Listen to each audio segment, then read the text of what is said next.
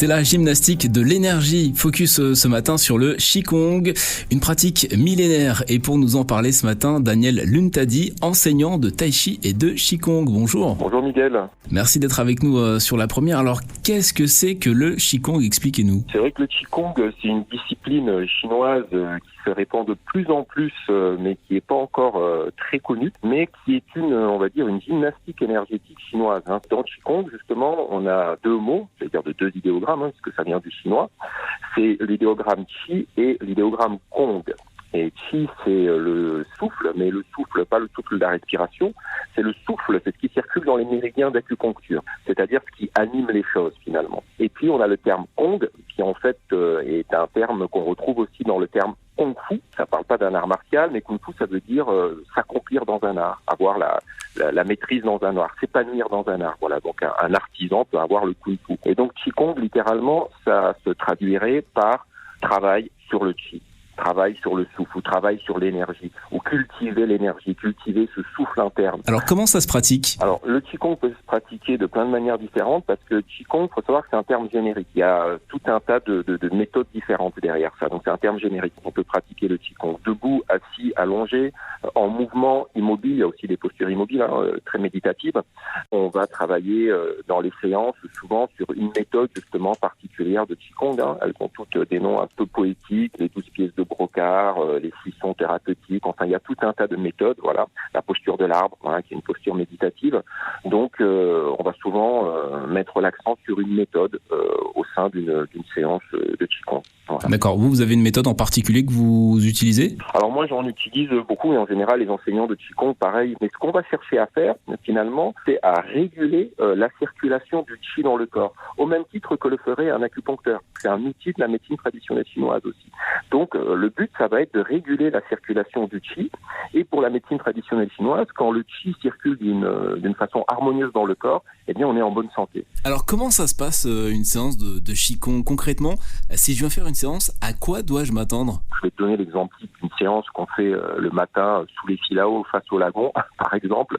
Les gens vont arriver, on va pratiquer debout. On va déjà prendre un petit temps de silence, qui est un peu un temps méditatif, mais debout, où on va tout d'abord se connecter à notre corps, se connecter à nos sensations physiques, à nos émotions aussi, puisque nos émotions se manifestent par des sensations physiques. Bref, simplement, on va prendre un instant pour être là, avec ce qui est en nous, ce qui est autour de nous. Parce que c'est l'histoire de souffle et d'énergie, c'est comprendre aussi ce qui circule en nous, mais aussi ce qui circule autour de nous. Et finalement, se mettre un peu en accord avec tout ça. Mettre en accord les énergies qui circulent en nous et se mettre en accord avec les énergies qui circulent autour de nous. Et puis ensuite, petit à petit, on va se mettre en mouvement et on va pouvoir utiliser l'une des méthodes. Voilà, par exemple, là, dernièrement, je travaillais sur une méthode qui s'appelle les 12 pièces de brocard et où on va dérouler mouvement après mouvement. Voilà toute cette méthode, et chaque mouvement va avoir pour but de réguler une des fonctions organiques de la médecine traditionnelle chinoise. On va enchaîner ces mouvements après mouvements, et puis à la fin on va refaire à nouveau un retour au calme. Qu'est-ce que les pratiquants ressentent après une séance? Qu'est-ce qu'ils vous disent? Souvent la première recherche des pratiquants, c'est de retrouver, une certaine sérénité intérieure, un certain bien-être intérieur. Et puis, il peut y avoir aussi des pratiquants qui viennent là pour des raisons de santé, parce qu'on leur a dit qu'effectivement, le Qigong est intéressant. Moi, c'est vrai que j'ai des pratiquants qui me font des retours régulièrement sur la qualité du sommeil, par exemple, sur la digestion. J'ai eu aussi des retours de certains de mes pratiquants sur, par exemple, toutes les problématiques d'hypertension. Ça a aussi une action bénéfique au niveau des articulations, parce qu'on va travailler de manière assez douce. Donc, je sais aussi qu'il y a des gens à qui ça fait beaucoup de bien au niveau des douleurs rhumatismales, par exemple, rhumatisme des arthroses. Donc, il y a vraiment toute une palette de bienfaits qui peuvent se manifester. Alors, au bout de combien de temps est-ce qu'on ressent justement ces effets bénéfiques? Et surtout, est-ce qu'on peut le pratiquer seul à la case? Moi, l'un de mes objectifs, c'est que les gens deviennent autonomes avec le temps.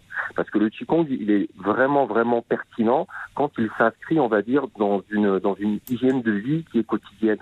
Donc, quelqu'un qui va faire une séance, 5-10 minutes tous les jours, ça va être super, tu vois. Pour moi, ça va être vraiment plus pertinent que quelqu'un qui vient à ma séance 1 heure, 1 heure et demie, une fois par semaine. Moi, j'ai à cœur que les gens deviennent autonomes. Et donc, effectivement, si tu pratiques tous les matins des 10-15 minutes de Qigong, eh bien, au bout de 3 semaines, 1 mois, tu peux déjà en ressortir des bienfaits. Après, ça dépend, parce que le terme bienfait aussi, ça dépend de chacun. Si moi, j'arrive avec une problématique qui est assez lourde, voilà, si maintenant, moi, j'ai des petits troubles de sommeil ou des petits trucs machin, ça peut venir plus vite.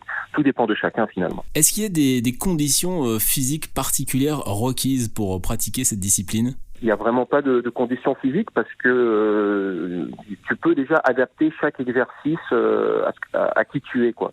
C'est-à-dire quand on va faire les mouvements, par exemple au niveau des flexions, parce qu'on travaille pas mal sur les jambes. Il y a des gens qui peuvent descendre très bas dans la flexion, d'autres moins bas. Pareil pour l'amplitude des mouvements. Si j'ai quelque chose à l'épaule, je peux pas lever le bras, c'est pas grave. Je peux vraiment adapter ça à tout un chacun. Et on va dire une des composantes qui est importante dans le Qigong, c'est l'esprit en fait. C'est la présence et l'intention que moi-même je vais mettre dans le mouvement. Et en médecine chinoise, on dit là où va l'esprit, va le Qi. On dit que l'intention, l'esprit va aussi diffuser et conduire le Qi dans le corps. Bon, il n'y a plus qu'à tester. Alors, pour nos auditeurs intéressés, comment faire pour vous joindre ? Ils peuvent me contacter par téléphone. Donc au 06 92 486 482. Après, ils peuvent aussi me trouver évidemment sur Internet. Alors là, c'est facile, c'est Tai Chi Chuan, TAICHICHUAN, réunion.com, taichichuan-réunion.com. Ah oui, tiens, je peux rajouter justement, puisque ça c'est en accès libre, les gens qui veulent voir un peu ma pratique, ils peuvent aller sur YouTube, ils tapent Qigong TV. Qigong, ça s'écrit avec un Q, parce que des fois les gens ils disent Qigong justement, QIGONG, Qigong TV. Là, ils tombent sur ma chaîne YouTube et il y a pas mal de vidéos qui sont en libre accès, où ils peuvent pratiquer déjà en regardant ces vidéos. Voilà. Merci Daniel Luntadi, je rappelle que vous êtes enseignant de Tai Chi et Qigong à Saint-Leu. Bon dimanche. Bonne journée.